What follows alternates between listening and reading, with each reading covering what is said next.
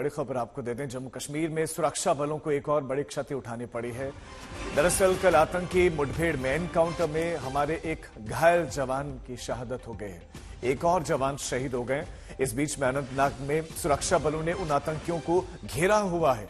इन आतंकियों की संख्या 2 से 3 बताई जा रही है, जिसमें 2 पाकिस्तानी बताया जा रहा है। अनंतनाग के जंगलों में छिपे हुए इन आतंकियों पर क्वाडकॉप्टर और ड्रोन से नजर रखी जा रही है। इन आतंकियों का नाता आतंकी संगठन लश्कर-ए-तैयबा से बताया जा रहा है।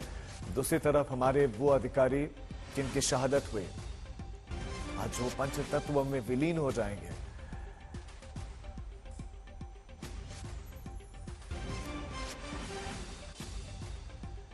अनंतनाग में यह एनकाउंटर चल रहा है। आतंकियों को घेरा किया है, टेक्नोलॉजी का इस्तेमाल किया जा रहा है निगरानी के लिए। कमलजीत सिंह संधू हमारे संवाददाता इस खबर पर ज्यादा जानकारी के साथ जुड़ गए हैं। कमलजीत, इस एनकाउंटर से जुड़े प्लीज अपडेट्स दें कि क्या इस वक्त वहां पर चल रहा है। देखिए, आज तीसरा दिन चढ़ गया है और जाहिर सी बात है ये प्रेशर अब सिक्योरिटी फोर्स पर्सनल पे भी है। एक तो शहादत हुई है, जो टॉप ऑफिसर्स हैं, जो 19 RR का CEO है, कर्नल मनप्रीत हैं, मेजर आशीष हैं, उसके बाद हम जानते हैं कि DSP हुमायूं भट्ट हैं। तो ये एक पहली त्रासदी हो चुकी है। लेकिन सबसे बड़ी बात ये है कि कॉर्डन जो है ये अभी भी बना हुआ है। जो 10 स्पेशलाइज यूनिट्स है, पहाड़ी को चारों ओर से घेर लिया गया है। और उन्होंने कहा कि जो फ्रंट वाली टीम है वो लीड कर रही थी ऑपरेशन, जहां पे कर्नल मनप्रीत थे। और 8 घंटे की खड़ी चढ़ाई पे चढ़ते हुए जब वो एक पॉइंट पे आके उन्होंने कहा कि नेक्स्ट कोर्स ऑफ एक्शन क्या होगा, जहां पे डिस्कशन ही हो रही थी, तभी ताबड़तोड़ एक बर्स्ट ऑफ फायर आया, जहां पे जो पहली गोली है वो कर्नल मनप्रीत को मिली, वहीं पे उनकी शहादत हो गई थी। लेकिन मेजर आशीष हैं और DSP हुमायूं हैं, उनको बचाने की कोशिश की गई। लेकिन क्योंकि लाइन ऑफ फायर पे जो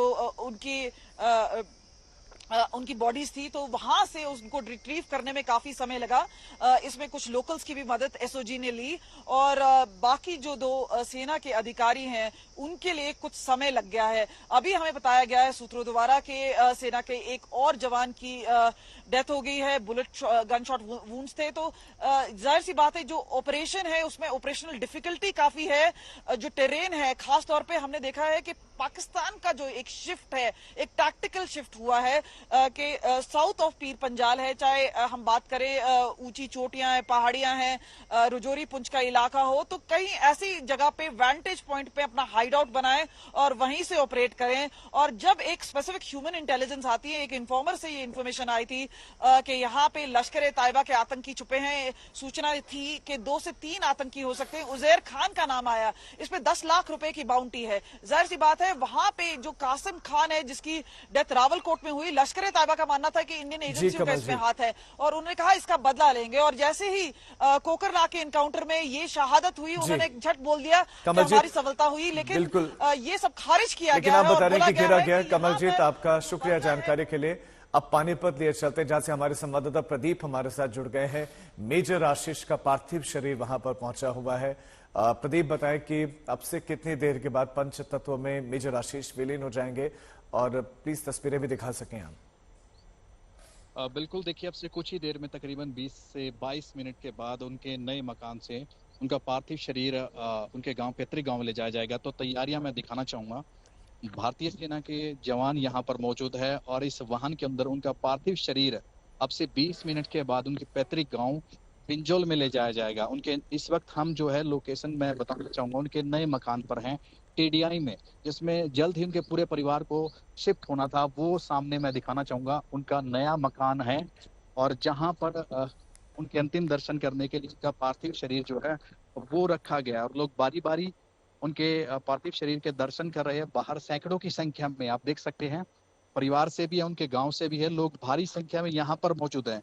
तो तकरीबन 20 से मिनट के बाद उनके पार्थिव शरीर को ले जाया जाएगा। तैयारियां पूरी लगभग हो चुकी है, प्रशासनिक अधिकारी मौके पर मौजूद हैं और ये भारतीय सेना के जो जवान है मौजूद हैं और जो वाहन है जिसमें उनका पार्थिव शरीर ले जाया जाएगा वो तैयार हैं। पूरी तरह से इसको सजाया गया, एक श्रद्धांजलि दी गई है और अब से कुछ ही देर में उनका पार्थिव शरीर जो है इस वाहन से उनके गांव ले जाया जाएगा और उसके बाद उनका अंतिम संस्कार जो है वो श्रद्धांजलि दी जाएगी। तो कुछ ही देर में तकरीबन 20 मिनट बाद उनका जो पार्थिव शरीर है वो यहाँ से उनके गांव के लिए रवाना होगा। जी जी प्रदीप, आप बता रहे हैं कि वो नया मकान जिसका गृह प्रवेश नहीं हुआ था, 23 अक्टूबर को मेजर आशीष का जन्मदिन, और उसी दिन उनको गृह प्रवेश करना था इस नए मकान में। उनका पार्थिव शरीर उस नए मकान में पहुंचा है और उसके बाद अब उनके पैतृक गांव में बताया जा रहा है कि उनके इस पार्थिव शरीर को ले जाया जाएगा। बहुत दुख की ये घड़ी है परिवार वालों के लिए।